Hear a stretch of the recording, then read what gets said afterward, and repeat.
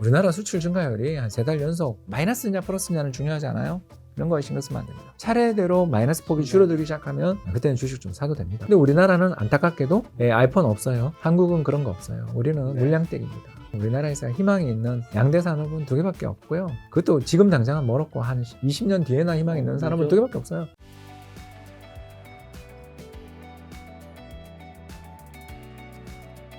그 사이 저 어떻게 지내셨어요? 예, 지금 살이 좀 쪘습니다. 예, 여행 가가지고 너무 잘 먹어가지고요. 유럽 갔다 오셨던데. 예, 런던에만 한 달 있다가 지난해 한 달은 조금 안 되게 있었는데 네. 에어비앤비로 이제 집 하나 구해가지고 빌려가지고 영국이 우리나라보다 얼마나 식료품 물가가 싼지를 체감하고 또 외식 물가는 또 얼마나 비싼지를 체감하고 근데 유럽 가보셨으니까 유럽의 그 실물 경제, 거리 분위기는 어떠셨어요? 완전히 불안해지고 예, 잃어버린 15년 가고 있는 거죠. 그 유럽 재정위기 이후에 유럽 경제가 뭐 망가져서 지난 10몇 년 동안 1%도 성장 못한 거 아시죠? 누적 성장률이 1%가 안 되고 그렇게 된 거가 보이더라고요.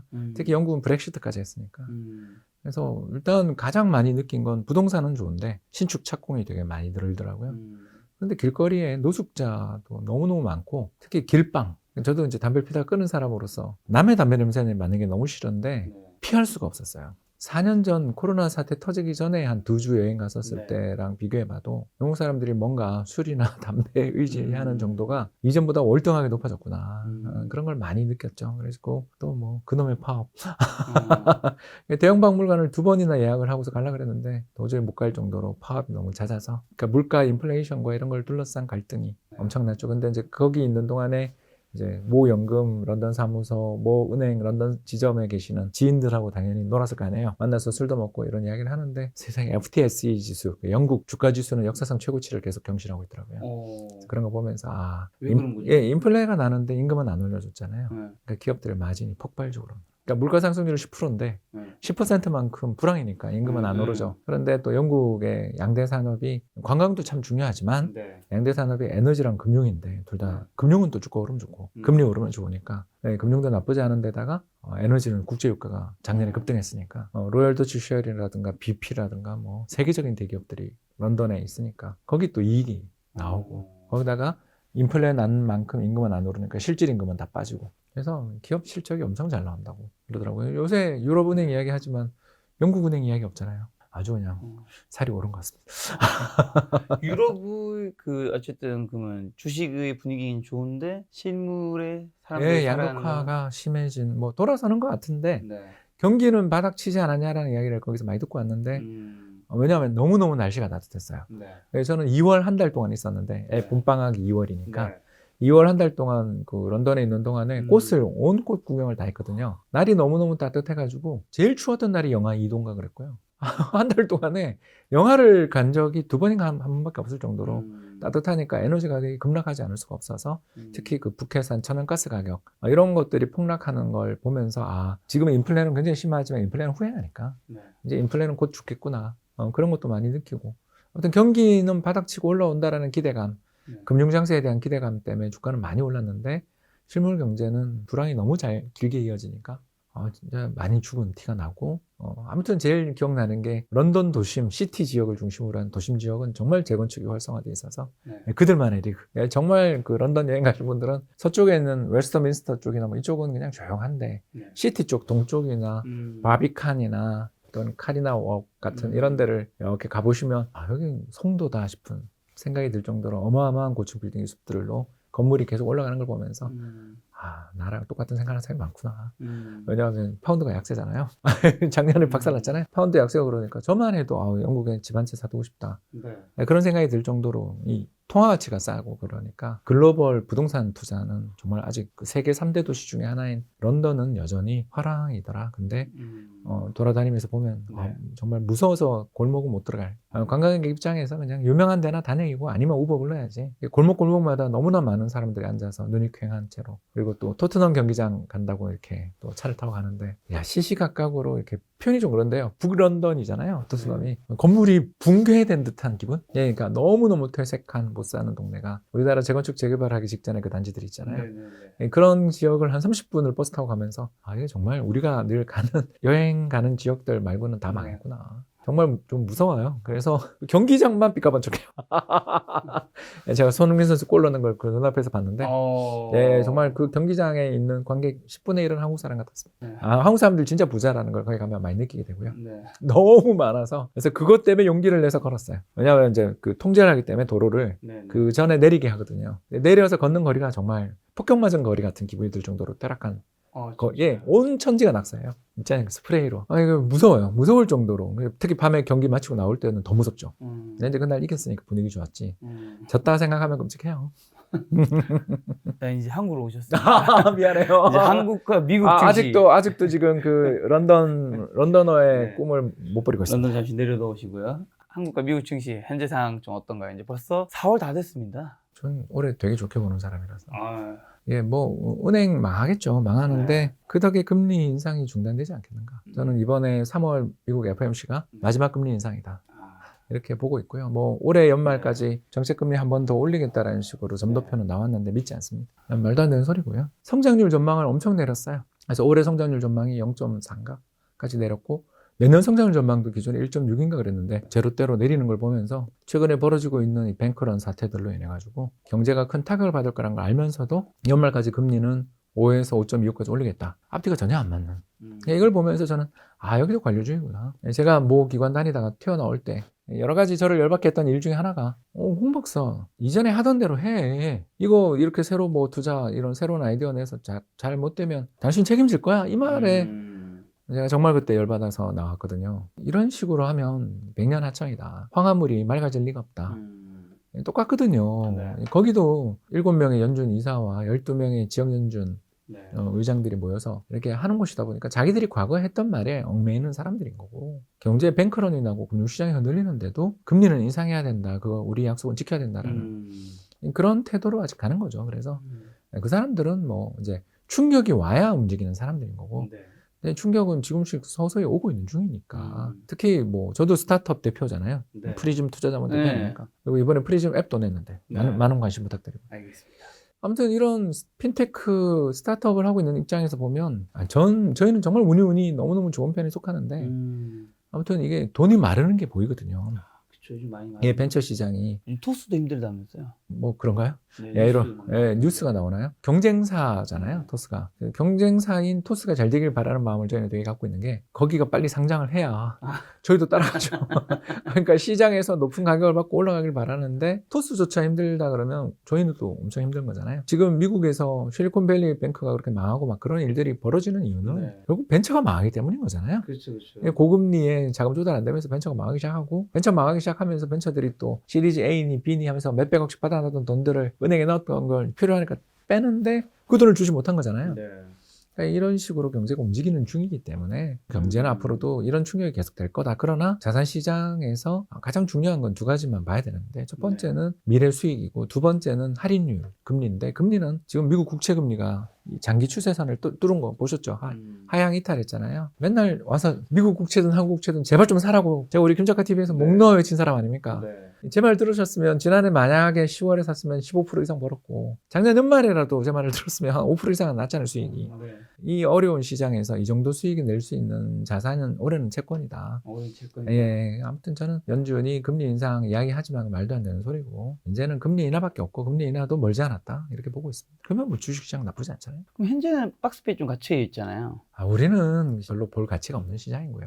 왜 볼 가치가 없냐 하면 너무 우리나라 시장의 자기 동력, 우리나라 시장에서의 테마, 우리나라 시장에서의 주도주 이런 거에 너무 신경을 쓰시면 안 됩니다. 저는 그렇게 해서 돈 벌기 너무너무 어렵다고 보는 쪽이고요. 미국에서 주도주 나오고 거기서 테마 나오고 거기가 시장이 오르면 우리는 따라가는 거지. 한국의 독자적인 동력 따위는 저는 없다. 우리나라 시장 보시면 알겠지만 국민연금 한 7% 들고 있고 전체 기관 투자자 다 합쳐봐야 20%도 안 돼요. 맨날 주주 뺨 빼고 때릴 생각밖에 없는 대주주님들하고 돈이 들어올 때는 몇십 조씩 들어오지만 나갈 때 몇십 조씩 나가는 개인 자금밖에 없는 시장이잖아요. 이런 시장에서 누군가 추세를 잡고서 움직이는 건 외국인밖에 없는데 지금 외국인은 달러가 금리가 인하되냐 인상되냐 이것도 확정이 안 되는데 어디 베팅할 입장도 아닌 거고 그래서 외국인들이 들어와서 우리나라의 시장에 추세를 만들어 주려면 환 쪽에서 지금도 1,300원 밑에까지 왔지만 지금 찍는 순간의 이야기니까요. 작년 고점 대비해서 한 150원 빠졌지만 여기서 얼마 빠질 거냐에 대해서 자신 없는 그런 상황에서 미국 쪽에서 추세가 나오면 우리는 따라가는 시장이다. 그리고 그 추세를 잡는 가장 쉬운 방법은 뭐다? 자, 아까 미래 현금 흐름 이야기했죠?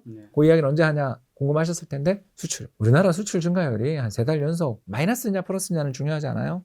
이런 거에 신경 쓰면 안 됩니다. 지난달 수출 증가율이 마이너스 15%인데 이번 달 12, 다음 달 7, 마이너스 7, 그 다음 달 마이너스 2가 되는 식으로 차례대로 마이너스 폭이 줄어들기 시작하면 그때는 주식 좀 사도 됩니다. 그래서 지금은 작년이나 올해 초에 제가 맨날 PBR 0.8배에서 주식 안 살 거면 주식 하지 마세요! 이렇게 얘기했잖아요. 그렇죠. 그래서 0.9배가 왔잖아요. 지금 2,400이고 2,500을 바라보니까. 0.9배 갔다고 해서 그러면 자, 우리 역사적인 평균 베리에이션 1.1배까지 가요? 하면 그거 얼마냐 하면 2,600, 2,700인데. 그걸 가려면, 경기 뭐 좀 좋아진다든가. 그렇잖아요. 뭐가 보이는데 그게 하나도 안 보이잖아요. 그러면 답은 정해져 있는 거잖아요. 선진국 쪽에서 경기 좋아지고 거기서 금리 인하하고 해서 수출 회복되면 그때 2,600, 700 뚫는 거지. 우리나라 올해 시장은 좀 시장이 뭐 여러 가지 이슈로 인해서 폭락하면 사두는 시장이지. 올해는 그렇게 매매 자주 하기에는 왔다 갔다 하다가 비용만 많이 쓸 가능성이 있는 시장이지. 올해 사놓고 내년 이맘때 잠을 깨서 보면 올라 있구나. 이런 정도의 해 아닌가 생각합니다. 근데 아까 전에 초반에 올해 좀 좋게 본다라는 건 어떤 의미인 거예요? 지수. 예, 그러니까 테마는 저는 자신 없고요. 그러면 저한테 물으면 안 되고요. 알 수가 없잖아요. 그분들한테 물어야죠. 왜 제가 알아요? 테마를 만드시는 분들한테 물으면 되는 거고요. 그분들한테 물으시면 언제 차익 실현하실 거예요? 이렇게 물으면 되는 거고. 그분들이 뭐 정답을 이야기해 주시겠죠. 그러니까 저는 경기를 볼 수밖에 없는데 경기만 보면 올해 바닥 쳐요. 그러나 그게 상반기 바닥이냐 하반기 바닥이냐를 냉정히 물으면 잘해야 상반기 말, 그러니까 5, 6월 정도 보인단 말이에요. 그럼 아직 모르잖아요. 그리고 바닥 전이 제일 힘들잖아요. 그러니 주식은 올해는 어떻게 하면 된다? 2,400도 깨지고 300도 깨지고 나라 망한다 소리가 들리거든. 감사합니다. 그러고 사고. 사놓고 난 다음에 잊어버리라고요. 좀. 인덱스 사두세요. 수출 관련주들. 하반기로 갈수록 좀 좋게 보시는 뉘앙스시네요. 금리 인하할 테니까. 미국 금리 인하는 거의 저는 못해도 한두 번은 한다. 그리고 우리나라는 그보다 더 많이 할 거다. 부동산이 이 지금 이꼴로 가고 있는데 금리 인하 안 하면 우리나라라고 뭐 은행 위기 안 난다는 보장이 딱 없잖아요. 은행 위기라는 게 뭐 우리나라를 대표하는 4대 금융지주의 NH가 망한다 이런 이야기가 아닌 건 아시잖아요. 그 밖에도 많은 은행이 있으니까. 또는 은행 말고도 은행에 준하는 중요한 영향을 미치는 새마을금고나 저축은행이나 신협이나 단위농협이나 얼마나 많아요. 그런 금융기관들 중에서 작년 흥국생명 우리 자본성증권 만기 연장 안 될 때 난리 나는 거 우리 기억하잖아요. 그런 일이 또 날 수도 있는 거니까. 바닥이 언제냐? 이렇게 물었을 때 언제다? 이렇게 얘기하는 사람은 죄송합니다. 둘 중에 하나예요. 머리가 나쁘거나 사기꾼이거나. 그런 거 어떻게 알아요? 그냥 PBR 0.8배 밑에 가면 바닥 가능성이 높다 정도지. 그리고 수출 보면 올해 상반기는 지옥인데 하반기는 그래도 조금 살아날 것 같아요. 플러스는 날 것 같아요 정도인 거지 뭘. 아까 이야기했잖아요. 주식을 결정하는 게 뭐예요? 이자율. 그리고 현금 흐름인데 현금 흐름은 수출이고 이자율은 뭐예요? 미국이 결정하는 거잖아요. 금리. 미국이 연준이 금리 인상은 저는 3월로 끝났다고 보는 거고 그리고 빠르면 8월 잭슨홀 미팅 이후인 9월에 금리 인한다고 보는 쪽이니까 그건 작년부터 계속 하는 이야기니까 그러면 그 전에 채권 시장에 랠리를 펼칠 거고 채권 시장이 저렇게 수익이 좋고 그러면 돈들이 채권에 계속 갈 거잖아요. 채권에 가면 그 금리가 떨어지고 회사채도 떨어지고 하면 돈 중에 얼마는 주식이든 부동산이든 오겠죠. 그 하반기에 오지 않겠어요? 이런 이야기죠. 방금 말씀하신 환율은요? 환율은 지금보다는 연말이면 내려가 있을 거다. 저는 1,200원대 초반. 지금보다 한 50원 이상 빠지지 않겠는가. 이렇게 보는 이야기고요. 우리나라 뭐 경상수지가 너무 흑자가 많이 나는 나라니까. 잠깐 일시적인 이유로 경상적자가 나는 달이 있긴 하지만 그건 일시적인 거고 우리나라의 경제 구조상 경상흑자가 계속적으로 누적되면서 외환보유고가 쌓이는 나라이기 때문에 저쪽 미국 쪽에서 이벤트만 끝나면 환율은 떨어지게 돼 있다. 이렇게 보는 거죠. 그러면 아까 전에 이제 인덱스 사라고 이제 말씀을 해주셨는데. 네, 코스피 100 좋아. 코스피. 코스닥은 아닌 거죠? 저는 코스닥을 사본 적이 한 번도 없어서 잘 모릅니다. 2010년에 뭐 은행에 딜링룸에 있었어요. 딜링룸이라는 거 뭔지 아시죠? 그죠? 자기 계정도 매매하지만 고객들의 돈들을 모아가지고 외환 거래도 합니다. 거기에 당연히 주식 매니저들도 있습니다. 그때 제일 인기 있는 주식 하나 이야기할까요? OCI라고요. 남자의 주식. 예, 그리고 주가 한번 쳐보십시오. 그 60만 원이 2만 원 갔다가 지금 8만 원 하나 그럴 거예요. 근데 그 사이에 태양광이 전 세계적으로 볼 때 시장 자체의 규모는 15년 사이에 한 10배 이상 늘었어요.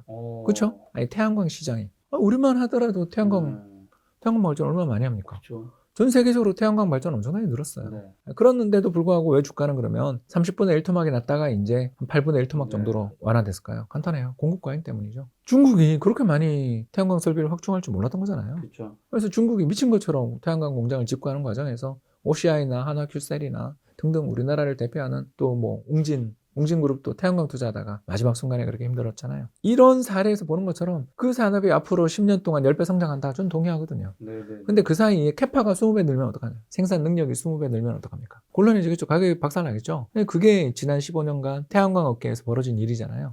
기술 혁신도 가팔랐던 데다가 특히 중국발 생산 설비의 확장이 너무나 컸기 때문에 공급 과잉의 늪에 빠져서 결국은 저렇게 됐죠. 또 하나 더 할까요? 태웅. 2010년 코스닥 시가총액 2위 기업이었습니다. 지금 주가 쳐보세요. 예, 역시 10분의 1 토막 나 있죠. 왜 그럴까요? 이 회사는 풍력 발전 회사인데, 예, 풍력도 역시 지난 15년 동안 전 세계 풍력 발전 용량 이런 거 보면 10배 이상 늘었습니다.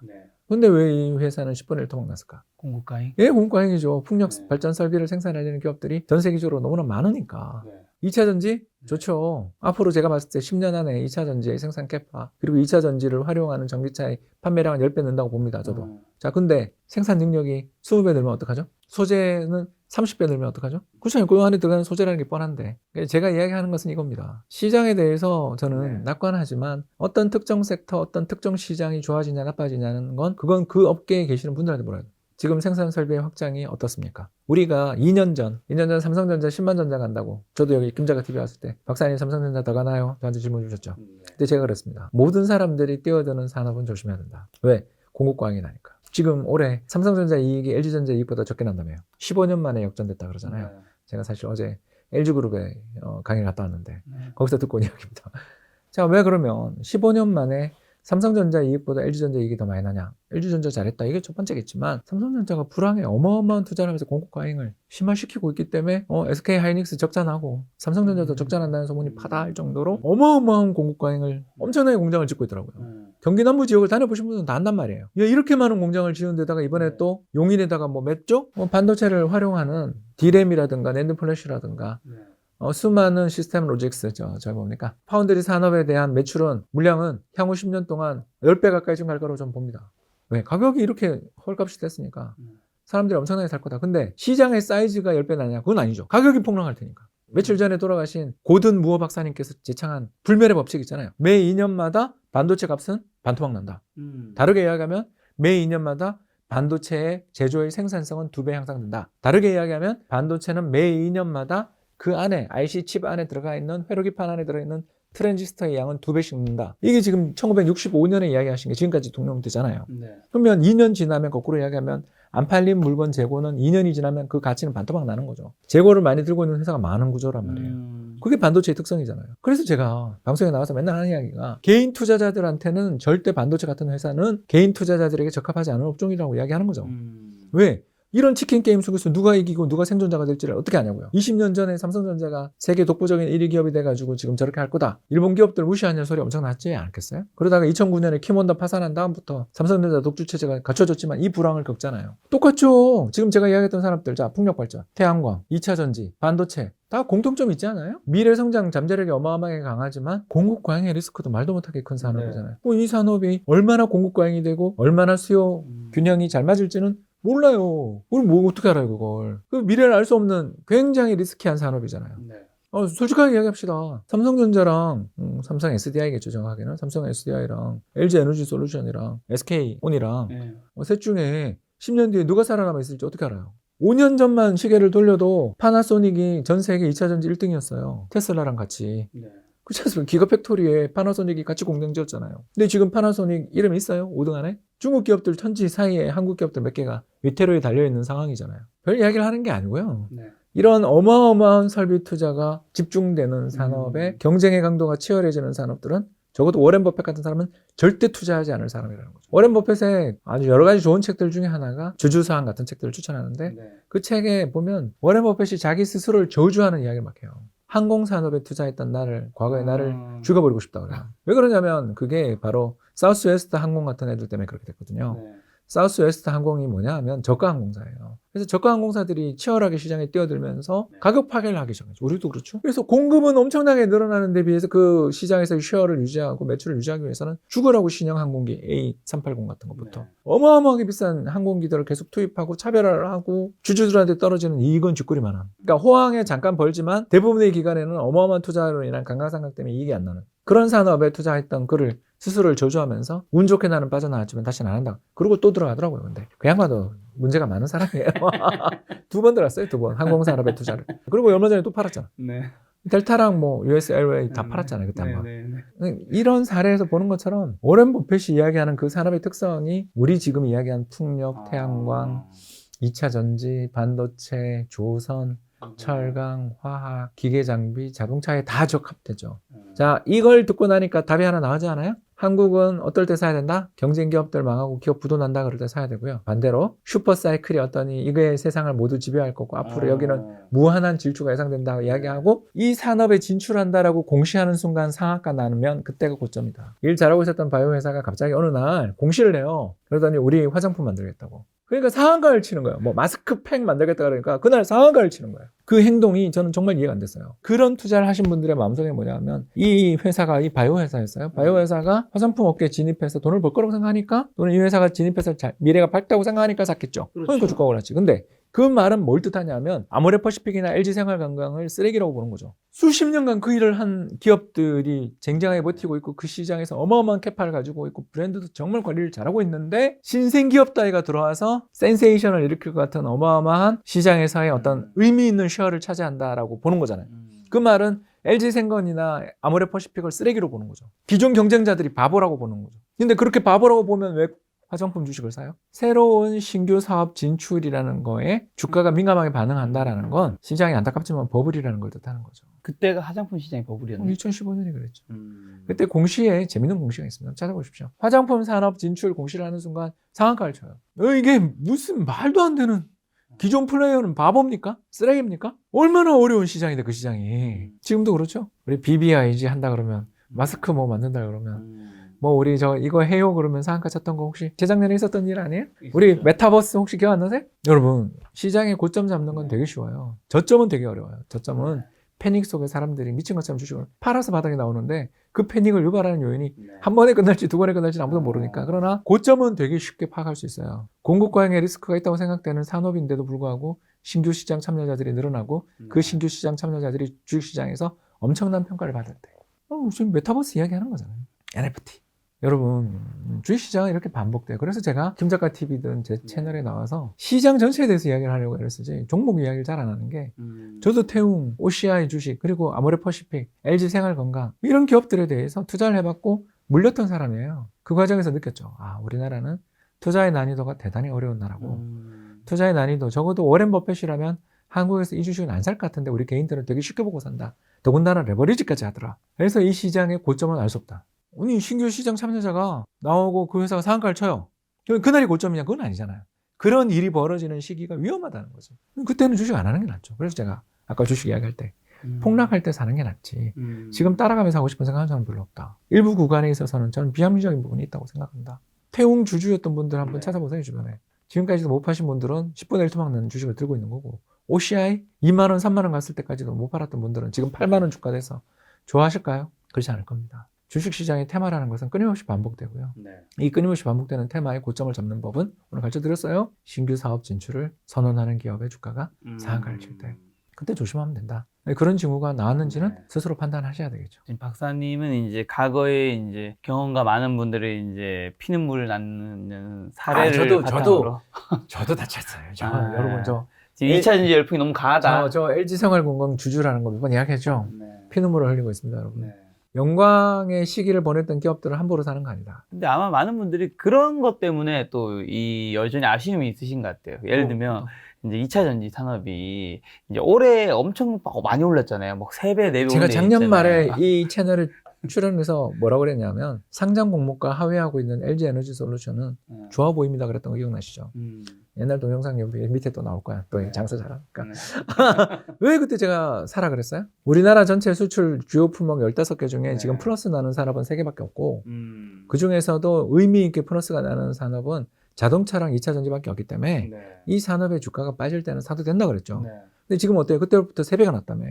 그럼 사라는 이야기 나는 이제 못하죠. 저는 작년 말에 2차 전지 사라 그랬던 사람으로서 여기서 사라고 이야기는 못하는 거죠. 지금은 이제 산업이 나쁜 게 아니라 가격이 너무 아니, 과하다. 아까 이야기했잖아요. 너무나 많은 돈이 쏠리고 그리고 전부 다 공급을 확장하기 시작했는데 이 공급의 확장만큼 수요가 늘지 못한다면 지금 반도체 산업이 저렇게 실험하는 것처럼 될 가능성이 있다라는 거고 그게 언젠지를 모르겠다. 그렇다면 저는 안 하죠. 모르는 건 안 합니다. 근데 아까 전에 삼성전자랑 SK하이닉스 같은 경우 요즘에는 삼성전자는 사실 이게 산업의 주식을 뭐 사는 게 그 가격도 굉장히 많이 고려요소잖아요. 가장 큰 고려요소 중 하나인데 삼성전자가 이제 가격이 워낙 많이 떨어져서 오히려 요즘에는 가치 투자하시는 분들도 지금은 뭐 담아도 되는 시기인 것 같다. 뭐 물론 이게 사이클 산업에서 좀 힘들긴 하지만 이렇게 얘기하시는데 안 좋게 얘기하셨던 것 같아서. 이익을 보고 사면 지금은 괴로울 거예요. 곧 1분기 실적 시즌이 나올 텐데 끔찍할 것이다.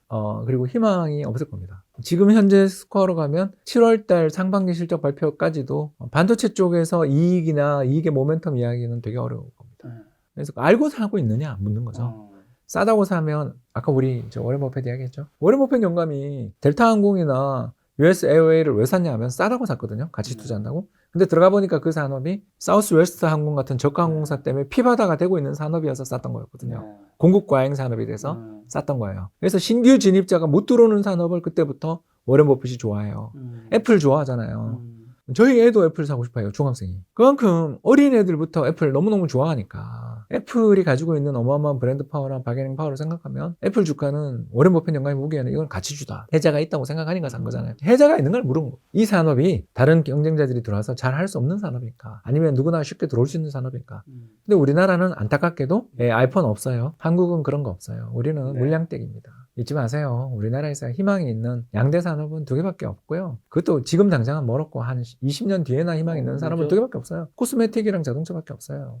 코스메틱 아시는 것처럼 이 불황을 견뎌내고 나면 정말 설화수나 후가 세계적인 메이커가 될 수도 있는 거죠. 우리 당장 표현이 좀 그렇지만 우리 연진이한테 빠져 있었잖아요.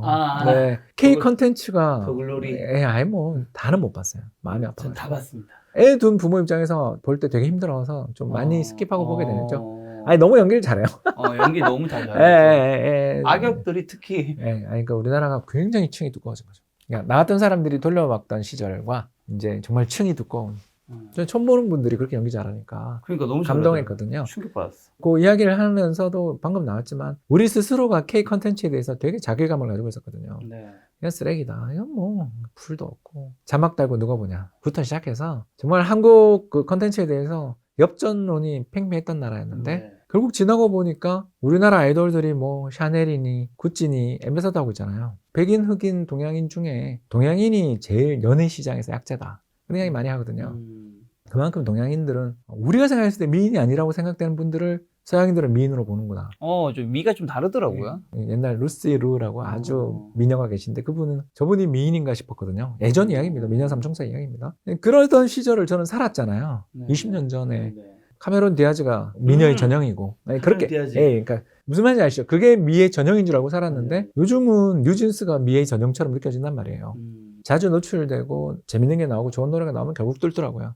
그런 것처럼 우리나라도 그런 끔찍하게 높은 장벽이 있는 시장의 대표 주자가 화장품, 명품 뭐 그런 거잖아요. 명품의 가장 중요한 게 벤틀리 타고 다니면 와 하듯이 제네시스 타면 와 하는 날이 올 수도 있는 거 아닌가 하는 생각이 요즘 현대차 보면 저는 들거든요.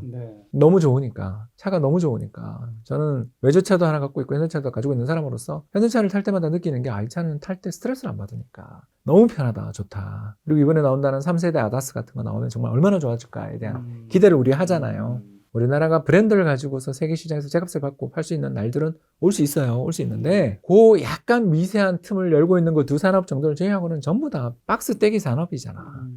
이 배터리 넣으면 몇 킬로 가요지. 이게 어디 배터리예요는 잘 안 묻잖아요. 테슬라가 파나소닉 제품을 냈더니 썼었다라는 말 처음 들어보신 분들 많을 거 아니에요. 그때는 파나소닉이 세계 2차 전지 시장을 다 잡을 줄 알았어요. 근데 CATL이 잡을 줄 아무도 몰랐잖아요.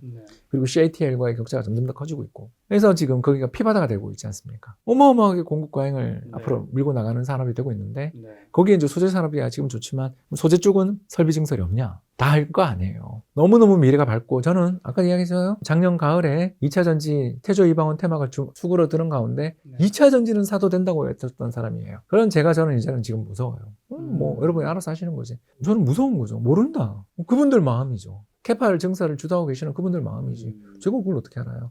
그러니까 기업들을 잘하는 분들한테 물어봐야 된다.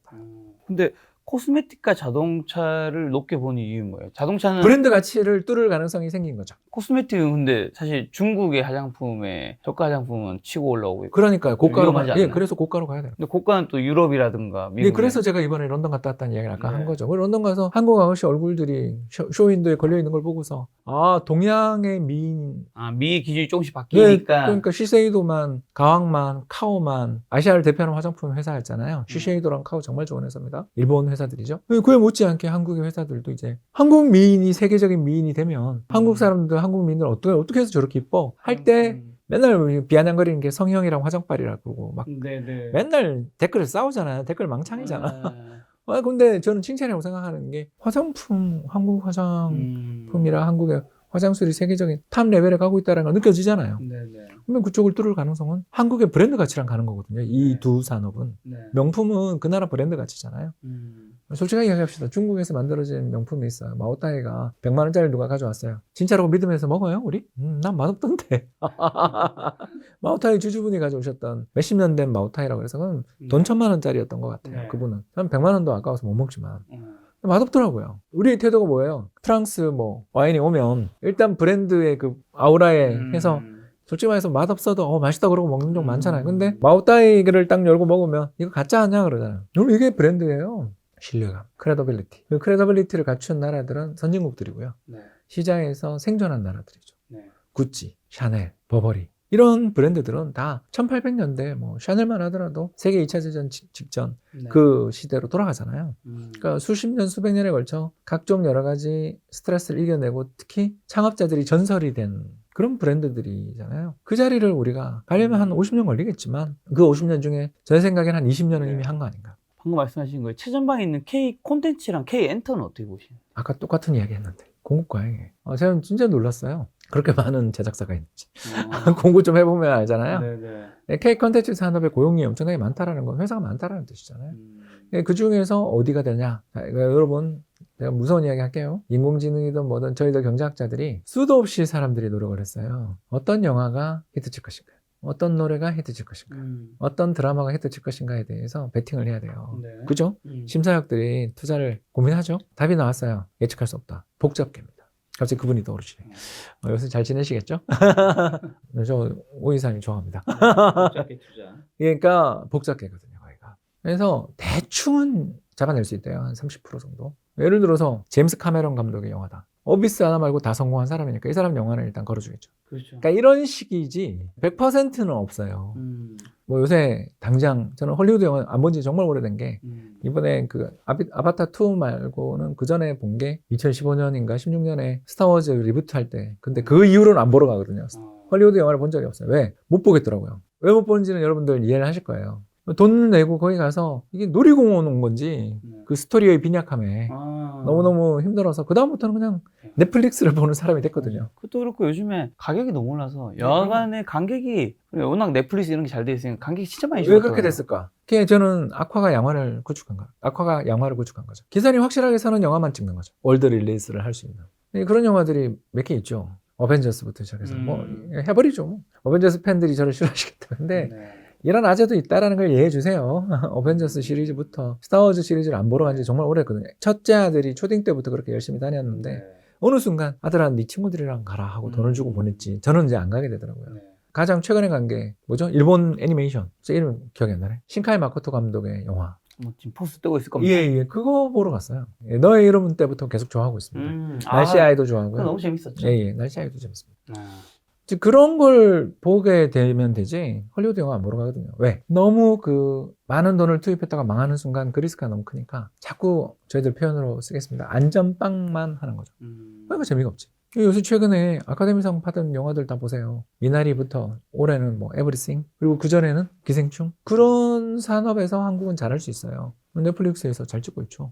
우버 타는데 Do you know 스퀴즈 게임 그랬더니 막 웃으면서 좋아하면서 아저씨랑 이야기하고 싶으면 그 운전하시는 아저씨랑 이야기하고 싶으면 Do you know BTS? Do you know 블랙핑크? Do you know 스퀴즈 게임 하면 돼요. 엄청 좋아하세요. 예, 그러니까 그만큼 한국 콘텐츠에 대해서 인기가 좋은데 아까 이야기했지만 공급과잉이고 어디서 히트작이 나올 것인가. 김은숙 작가님이 자주 만들어주시면 좋은데 그죠? 그러니까 이거 어렵다. 그래서 콘텐츠 투자도 인덱스로 하는 게 낫지 않냐.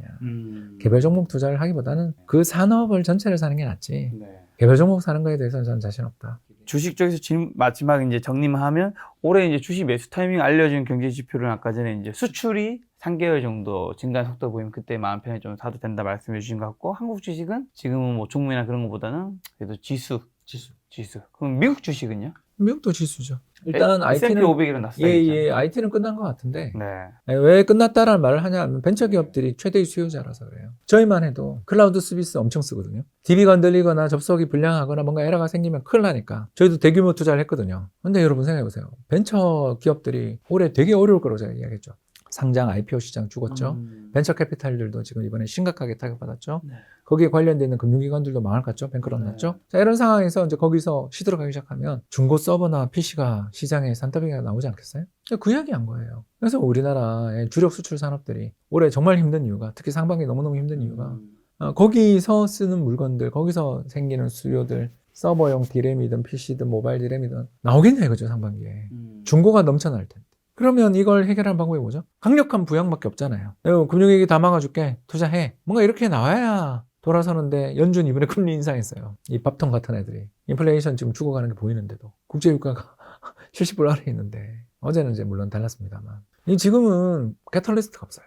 촉매가 없어요. 은행 안 망한다? 그럼 고르쿠시지 뭐 좋을 게 뭐가 있어요? 은행주 살까요? 그렇다고? 무서워요. 어떻게 사요? IT 기업? 아니 지금은 이야기했잖아요. 스타트업들 다 망하면 거기가 가장 큰 IT 쪽의 수요 기반이 스타트업들인데 고용도 늘 많고 거기 다 망하는데 거기가 좋아진다? 지금 시장에 주도주가 없는 거죠. 그럴 때는 어떻게 해요? 어디가 주도주가 될지 모를 때는 다 사는 게 최고죠. 인덱스 사세요. 저는 그래서 올해는 S&P. 나스닥은 그냥 재미삼아 이렇게 큰 버블이 있었다가 1년 만에 버블이 다 청산되고 방금 전에 버블을 기록했던 산업이 돌아선다? 에이, 그런 건 본 적이 없습니다. 부산 시장 분위기 좀 어떻고 집값 하락 지금은 어느 시점에 와 있다 보시나요, 박사님? 바닥은 멀었는데 네. 그 하락 속도는 둔화된 그런 거죠. 콕 떨어지다가 이제 옆으로 이렇게 가면서 진바닥 확인하러 가는 중이죠. 왜 아직 진바닥 아니라고 그러냐면 곧 제가 쓰는 책이 나오거든요. 또 5월에 나올 텐데 대한민국 돈의 역사라는 책을 제가 런던에서 집필하고 왔어요. 네. 그러니까 집필하러 갔어요. 놀러 간 것도 있지만 애들은 놀러 갔지. 근데 저는 책 쓰러 갔거든요. 네. 왜냐면 그 시차가 달라서 전화가 안 오잖아요.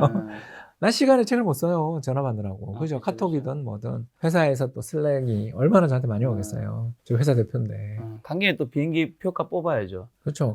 그래서 오래 있다 와야죠. 그래서 거기서 책을 쓰면서 부동산 시장에, 우리나라 부동산 시장이 총 5번의 붐 버스트가 있었거든요. 그러니까 버블이 가지 않으면 끝나지 않는 나라. 네. 한국이잖아요. 저기 태웅 이야기했죠. 태웅. 네. 태웅 좋아하는 회사였습니다. 여러분.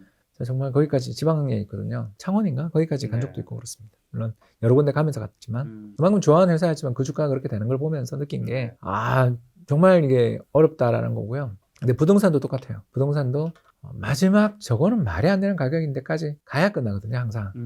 그래서 얼마 전에 말이 안 되는 가격까지 다 갔다가 이제 지금 끝나고 있잖아요. 그러면 과거에 1968년 경부고속도로 건설, 1978년 중동 건설붐, 1990년 3조 호황 뒤끝, 2006년 버블 세븐 장세, 네. 2021년 포모 장세. 네. 저는 그렇게 썼어요. 책의 제목을. 장을 그렇게 썼어요. 그 포모 장세까지 다 해서 시장이 모두 다 이건 말도 안 된다 싶은 정도까지 가서 끝났어요. 네. 예, 끝나는 원인들은 불황이에요. 대부분 다 똑같아요. 다 불황이에요. 경기 불황이 오는 순간 다 끝났어요. 금리 급등하고 불황이 오면서 다 끝났죠. 자, 그러면 회복은 어떻게 됐냐가 중요해요. 양도소득세가 없어질 때 끝나더라고요. 지금 양도소득세에 대해서 주택 양도 매매 차익에 대한 과세가 국회에 계류되어 있지만 통과될 가능성이 좀 전혀 없죠. 그죠? 국회가 안 돌아가잖아요, 지금. 그죠? 정부가 작년 하반기부터 계속 양도세 완화해주겠다 그러지만, 그럼 법적인 부분이 되게 많아서 개정이 필요한 부분이 되게 많아요. 취득세, 등록세라도 인하해줬어요? 요새 최근에 집 사신 분들, 취득세, 등록세 인하해주던가요?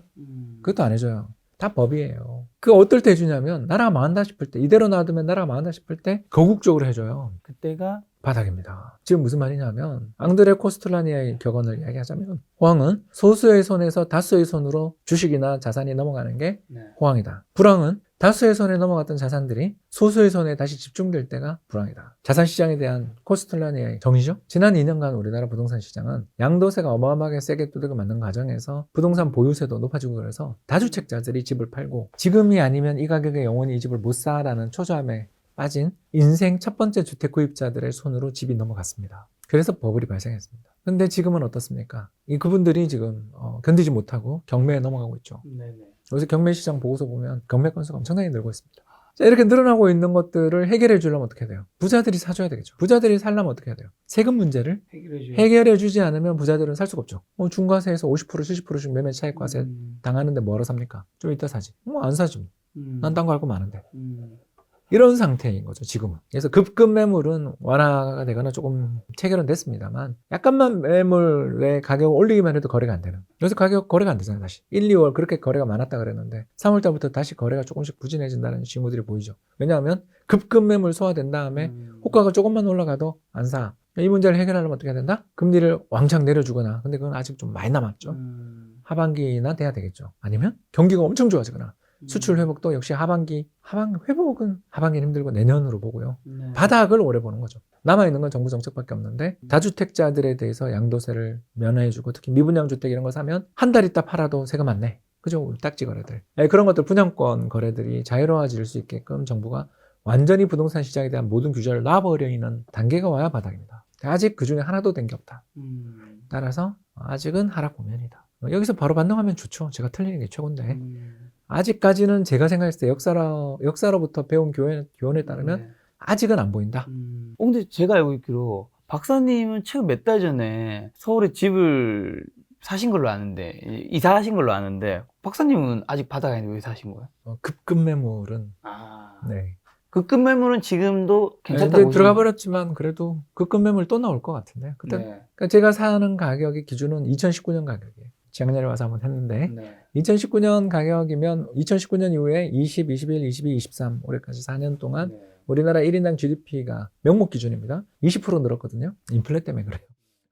그러면 주택 가격이 그때로 돌아가면 소득 대비 주택 가격은 그때보다 20% 싼 거죠. 그러면 그게 2015, 16년 소득 대비 가격은 큰 차이가 안 나거든요.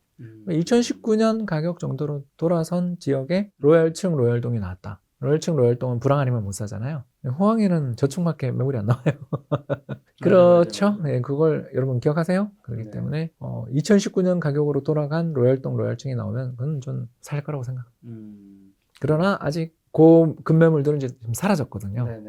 한 2달 사이에 다 사라졌어요.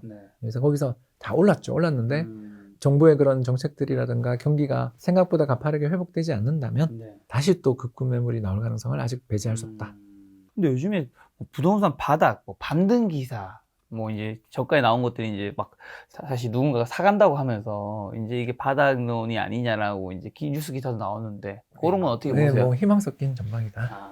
전망과 희망이 우리는 많이 혼돈된다. 왜 그러냐 하면 부동산이 살아나야 나도 좋은 사람이 세상에 너무 많기 때문에 부동산이 오르기를 바라는 사람들이 또 지금은 인터뷰를 적극적으로 하는 시기겠죠. 근데 제가 생각했을 때는 아직은 경매 시장 일단 낙찰가율 동향을 보면 서울만 이제 간신히 80%는 이미 깨졌고, 그러니까 10억으로 감정평가한 게 8억 미만에서 거래되고 있는 중이고 바닥은 친 것 같은데 올라오진 못하고 있는. 참고로 작년 이맘때 그 감정평가액 대비 낙찰가가 110% 정도였거든요. 30% 빠진 거예요. 감정평가액이 안 바뀌었다고 치면. 그러니까 이 정도로 심각한 패닉이 경매 시장에서 나타나고 있는데 거래 시장이 돌아서려면 아직 좀 이게 확인이 좀 그러니까 희망과 전망은 구분하자. 금리도 인하 안 해주고 인하는 좀 연준 인상했는데 거기다가 세계 경기는 실리콘밸리 은행에 크레딧 스위스 사태까지 터져서 지금 금융기관까지 망한다고 난리인데 한국의 금융기관들도 어렵다는 이야기 들리는데 여기서 누가 공격적으로 대출해주고 또 대출 금리를 막 깎아준다? 미래 소득 전망이 막 개선돼요 지금? 집을 살려면 뭐가 다 맞아야 되는데 그런 것 중에 맞는 게 그냥 많이 빠졌다밖에 없는데 그조차도 급매물 들어가 버렸다면 안 사겠죠 사람들이. 그래서 휴지기로 진바닥을 확인하러 가는 과정이 올 수도 있다. 지났으면 최고인데 그럼 제가 바닥을 잡은 사람인데 그거는 희망이지 아직은 잘 모르겠다. 절대 가격 레벨이 제가 종합주가지수 2200 깨지던 그때 작년 10월 그때 우리 김작가 TV에 와서 그랬잖아요. 이 주가에도 안 살 거면 앞으로도 영원히 한국 주식은 하지 마세요. 더 떨어질 수도 있지만 이 주가는 사야 된다라는. PBR 0.8배, PBR 0.8배 밑에서도 안 사면 이렇게 싼데 팔 거면 뭐하러 주식하냐 그랬죠. 부동산도 똑같죠. 2019년 가격, 그러니까 버블이 생기기 전의 가격이잖아요. 2020년, 21년 합쳐서 한국 부동산이 32% 올랐어요, 여러분. 그게 다 빠지고 32% 올랐던 게 다 빠지고 근데 비해서 반대로 그 4년 사이에 우리의 소득은 20% 늘었거든요. 그렇지 않습니까? 이번에 경총이 이번에 임단협 했는데 5.3% 인상해줬다며요. 검색해보면 다 나와요. 그러니까 이 불황에도 이만큼의 임금 인상이 벌어지는 그 사람들이 집을 사는 사람들이거든요. 네. 능력자들이죠. 네. 그 능력자들이 LG나 삼성그룹이나 SK그룹에 다니는 대기업 직장인들 또는 그 벤더들에 다니시는 분, 공사에 다니시는 분, 공무원 하시는 분, 맞벌이 하시는 분들이 집을 살 주된 주력 세력들인데 그분들이 소득이 줄지는 않잖아요, 지금. 계속 늘고 있잖아요. 그러면 집값이 버블 이전으로 가면 굉장히 싼 거죠. 그때는 사볼만 하다 정도. 우리나라 부동산은 망하고 영영 우리나라는 끝장이다. 그건 종교니까. 종교 논쟁은 거부합니다. 미분양 주택 수치 제가 알기로 지금 7만 5천 원까지 온 것 같은데 현재 어떤 상황이고 어느 정도까지 갈 수 있다고 보세요? 옛날에 25만 원 갔었으니까 뭐 아직 뭐 아무것도 아니죠. 예, 그리고 미분양 호수가 늘어날수록 호재입니다. 왜? 분양가 상한제를 완전 철폐하는 게 두 번째 조건입니다. 벌써 이야기가 나왔네요. 이 책의 내용을 다 오늘 푸는데 양도세 중과를 거의 사실상 전면 철폐해주고요. 네. 분양가, 아파트 분양가 상한제 규제를 사실상 완전 철폐해줘서 그렇게 함으로써 분양은 잘 안 되더라도 줍줍 시장에서 다 완판되게 만들면 건설사들의 이익이 극대화되잖아요. 건설사들의 이익을 극대화시켜서 건설사들의 PF 문제들이나 이런 것들을 다 완화시켜주기 위해서 정부가 분양가에 관련된 모든 규제를 다 완화해주는 것도 중요한 신호입니다. 네. 근데 아직 멀었죠. 어디죠? 아파트 7,700일에 그러고 나오잖아요. 인터넷에 네. 돌아다니던데. 자유화되면 건설사랑 거기가 정하면 되지. 네. 분담금 사업 확정 그러잖아요. 그런 걸 보면 아직도 모르는 거죠. 그 경제에 대해서 제일 모르시는 분들이 분양가를 정하고 계시는 거잖아요. 뭘 한다고요, 그 사람들이? 그렇지 않습니까?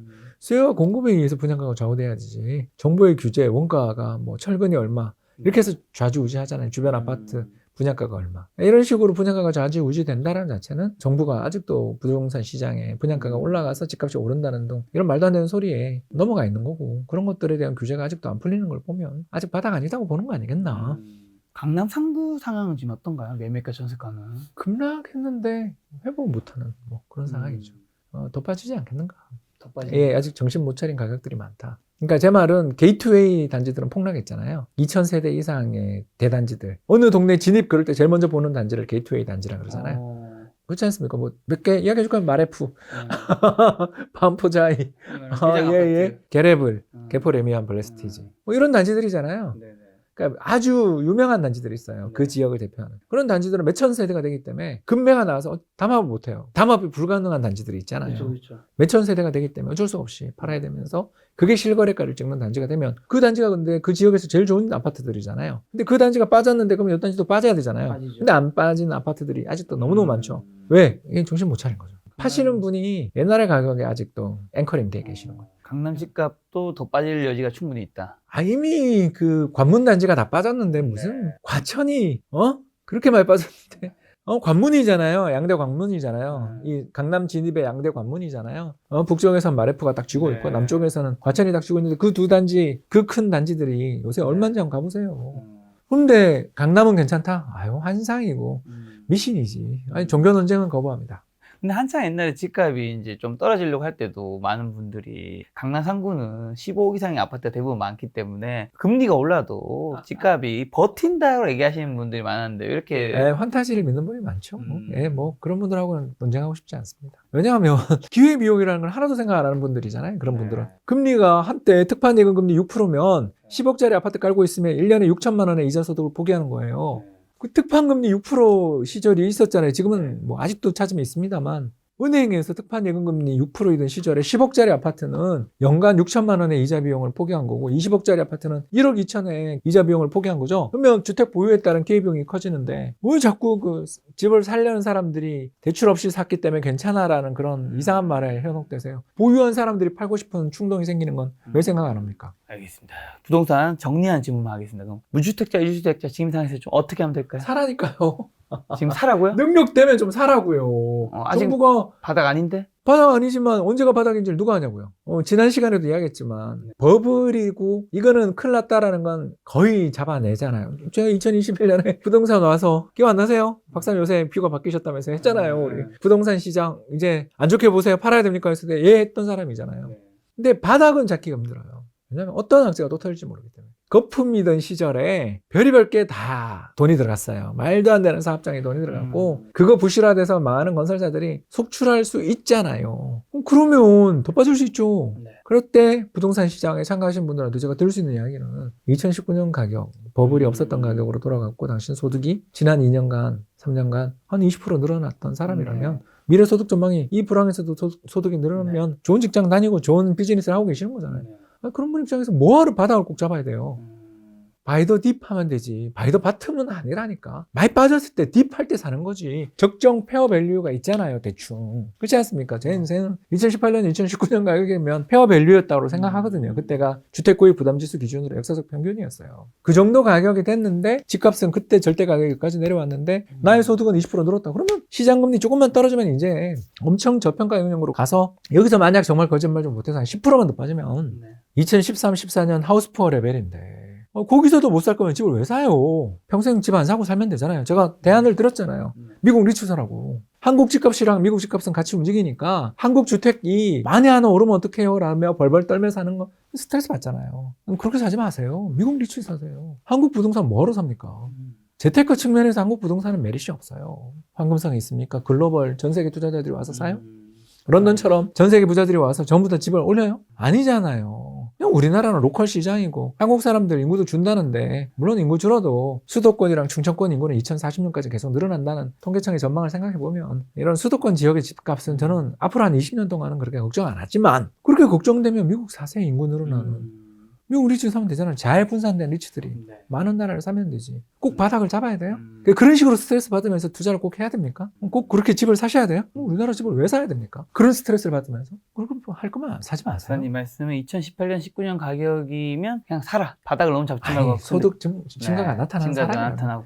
예외가 있잖아요. 지난 4년 동안 우리나라 국민들의 소득이 한 20% 늘었다고? 말도 안 되는 소리. 그러시면 사면 안 되지.